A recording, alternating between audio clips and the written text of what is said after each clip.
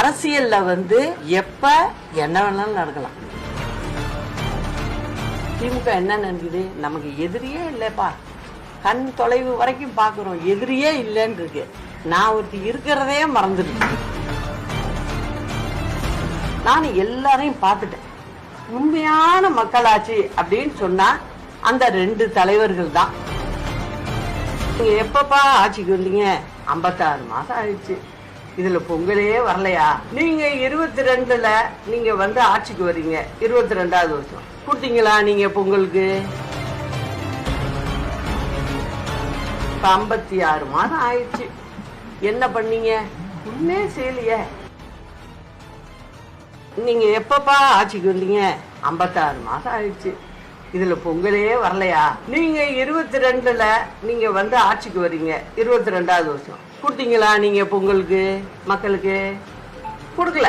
சரி, 23ல என்ன பண்றீங்க? 1000 ரூபாய் கொடுத்தீங்க. 24 கொடுக்கல. 25ல கொடுத்தீங்களா? நீங்க கொடுக்கல. அதனால என்ன பண்றீங்க? 2 வருஷம் நீங்க கொடுக்கல. அதனால என்ன பண்றீங்க? தேர்தல் வருது, இன்னும் 4 மாசம் தானே இருக்கு, இந்த மக்கள்கிட்ட ஓட்டை எப்படியாவது வாங்கிடுவோம். அந்த வாங்குற வரைக்கும் என்ன வேணாலும் சொல்லாமே நம்ம. ஏன்னா அது திமுகவோட கலாச்சாரமே அப்படி. அரசியல்ல எப்ப என்ன வேணாலும் நடக்கலாம், அது நடக்கும்.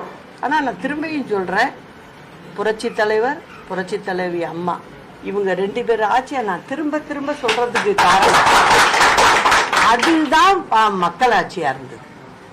நான் எல்லாரையும் பார்த்துட்டேன். உண்மையான மக்களாட்சி அப்படின்னு சொன்னா அந்த 2 தலைவர்கள் தான். அதுல மாற்று கருத்தே இல்லை.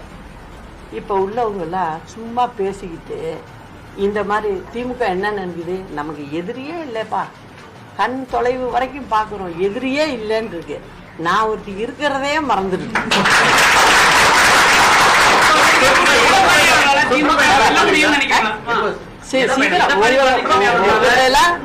நான் தனியா போகிறேன். உங்களெல்லாம் கூப்பிட்டு எல்லாரும் வாங்கப்பா, எடுங்க, பப்ளிக் ரியாக்ஷனை பாருங்க என்னன்னு நீங்களே கூடக்கூடிய நேரம் மிக விரைவில்